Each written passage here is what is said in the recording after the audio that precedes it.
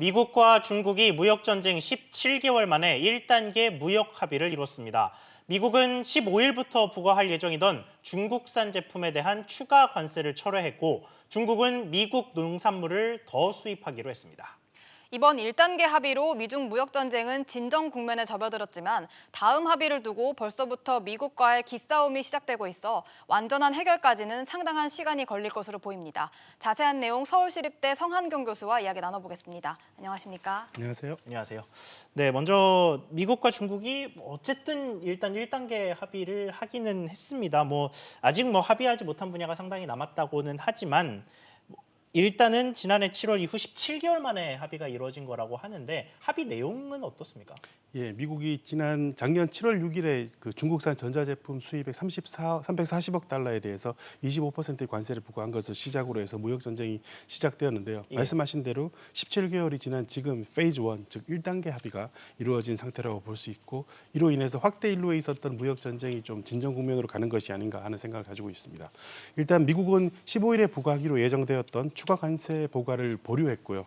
다음에 기존에 부과되었던 관세에 대해서도 일부에 대해서는 관세 일부 좀 하향 조정하는 합의안을 만들어냈습니다. 또 로이터 통신에 따르면은 중국은 미국산 농산물을 한 500억 달러 정도 구매하기로 약속을 했고, 그 외에도 그 지식재산권에 대한 보호 강화라든지 아니면 환율 조작에 대한 규제 부분, 그다음에 금융 서비스 개방 부분을 약속한 상태로 볼 수 있을 것 같습니다. 그래서 전체적으로 보면 최소한 1단계 합의에서는 미국이 중국에 양보한 것보다는 중국이 일방적으로 미국에 양보한 부분이 많은 것으로 보입니다. 네.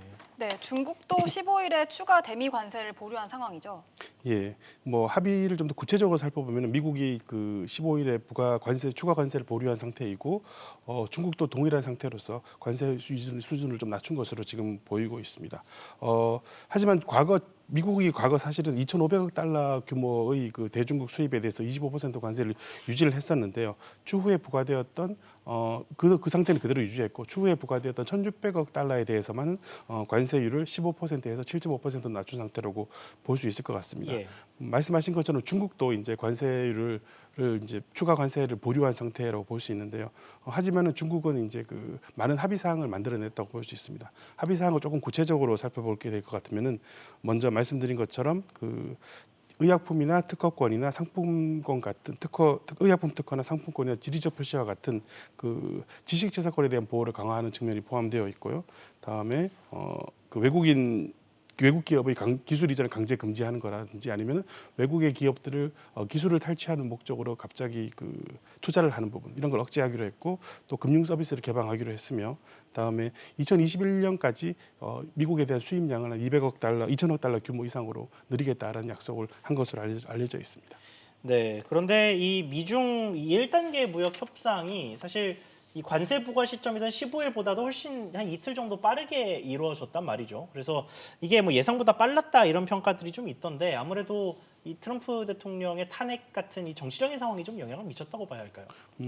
예상보다 조금 빠른 면이 있긴 했습니다만 아주 예상을 못했던 것은 아닌 것 같습니다. 네. 왜냐하면 지난 한 달간 합의에 대한 논의가 계속 지속적으로 논의되고 있었기 때문에 그렇게 많이 빠른 건 아닙니다만은, 말씀하신 것처럼 트럼프 대통령 입장에서는 지금 모든 사항을 본인의 탄핵 국면이나 재선에 맞춰놓고 있는 상황이라고 볼 수 있을 것 같습니다.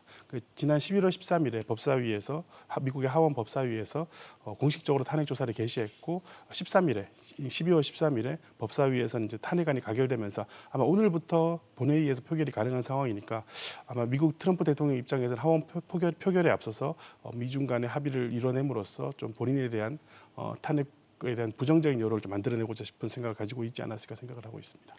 네, 일단 1단계 합의는 이루어졌긴 했는데 본격적인 협상은 또 언제쯤 열릴 수 있는 건지 궁금하고요. 또 당장 중국이 1단계 합의 이행 여부에 따라서 갈등이 다시 또 재현될 수 있다는 분석도 나오는데요.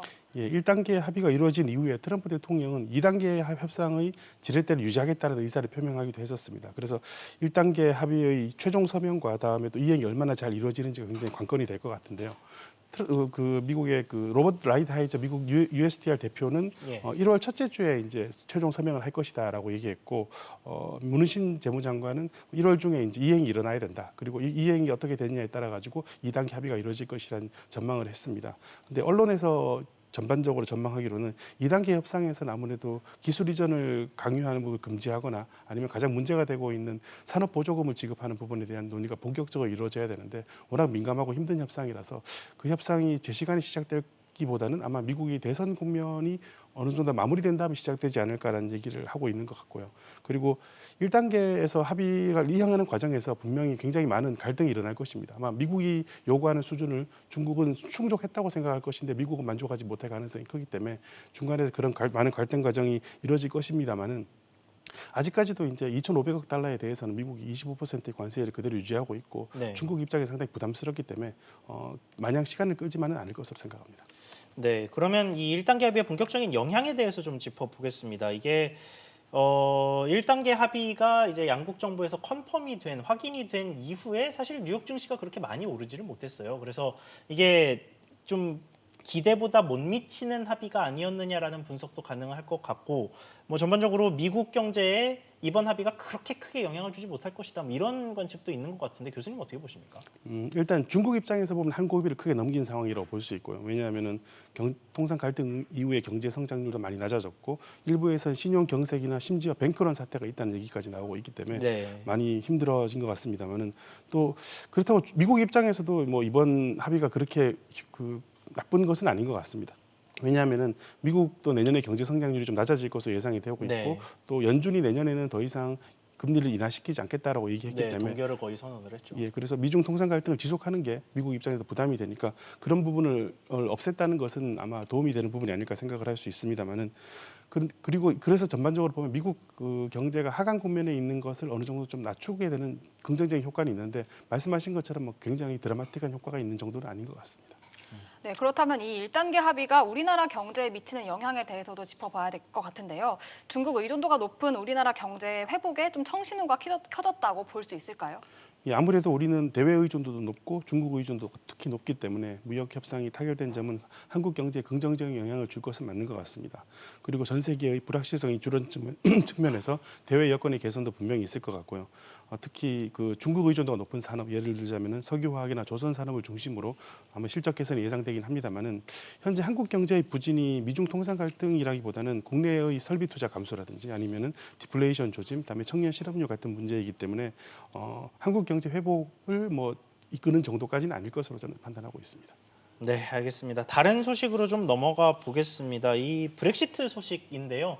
뭐 강하게 예상된 바이기는 합니다만 이 보리스 존슨 영국 총리, 그러니까 보수당이 결국 총선에서 과반 의석을 차지하면서 승리를 거뒀는데 이러면 이제 브렉시트 가능성이 높아졌다고 봐야겠죠. 예, 뭐 거의 브렉시트는 확실한 것으로 보이고요. 보수당이 650석 중에서 365석을 얻어가지고 1987년 이후로는 최대의 승리를 거둔 상태라고 볼 수 있습니다. 그래서 아마 브렉시트는 거의 확실한 상황이고 브렉시트를 이제 어떻게 이행하느냐의 문제가 더 관건이 되지 않을까 생각을 할 수 있을 것 같습니다. 지금 생각에서는 1월 말까지는 일단 브렉시트 합의를 이뤄낼 것 같고요. 그 다음에 정말 중요한 것은 1월 말 이후에 내년 말까지 그 무역 협상을 하는 부분이 굉장히 중요한데 그 네, 부분을 트럼프 대통령도 무역 협상 관련 이야기를 좀 했더라고요. 예, 트럼프 대통령은 미국과 영국 간의 무역 협상을 얘기한 것인데요. 사실은 미국과 영국 간의 무역 협상은 그다지 힘들지 않을 것으로 예상이 됩니다. 왜냐하면은 영국이라는 나라가 자유무역을 굉장히 선호하는 나라이기 때문에 또 과거에 미국과 그 EU 간의 무역 협상을 진행한 적이 있어서 뭐 영국과 미국 간의 무역 협상은 어렵지 않을 것으로 보이는데 정말 관건이 되는 것은 EU와 이 대륙에 있는 EU 국가들과의 무역 협상입니다. 아마 거기서 잘 협상이 이루어지지 못하면은 정말 진정한 우리가 생각하는 노딜 브렉시트가 발생할 가능성도 있기 때문에 그런 걸 피하기 위해서는 아마 내년 말까지 협상이 굉장히 중요하지 않을까 생각을 하고 있습니다. 네, 그리고 그 앞으로 브렉시트가 뭐 어떻게 진행될지, 그리고 이게 우리 경제에 미칠 영향은 어떤지가 사실 이게 제일 궁금한 부분인데 예. 이 부분도 좀 짚어주시죠. 예, 뭐 이 노딜 브렉시트로 갔을 때 한국에 굉장히 부정적인 영향을 미칠 것으로 굉장히 우려했었기 때문에 정부에서는 좀 발빠르게 움직였습니다. 그래서 지난 10월 28일에는 한영 FTA 비준 동의안이 국회에서 가결되기도 했기 때문에 뭐 설령 노딜 브렉시트가 발생하는 최악의 상황이 발생하더라도 다시 관세가 올라가는 일은 발생하지 않을 것으로 보아서 한국 경제에 미치는 영향은 굉장히 적을 것으로 보입니다. 하지만은 정말로 노딜 브렉시트가 발생한다 그러면 한국 경제에 직접적인 영향은 없더라도 간접적인 영향을 통해서 아마 세계 경제의 불확실성이 커지는 측면은 좀 부정적이지 않을까 생각을 하고 있습니다. 네, 알겠습니다. 오늘 말씀 여기까지 듣겠습니다. 지금까지 서울시립대 경제학과 성한경 교수와 함께했습니다. 교수님 오늘 말씀 감사합니다. 감사합니다. 감사합니다.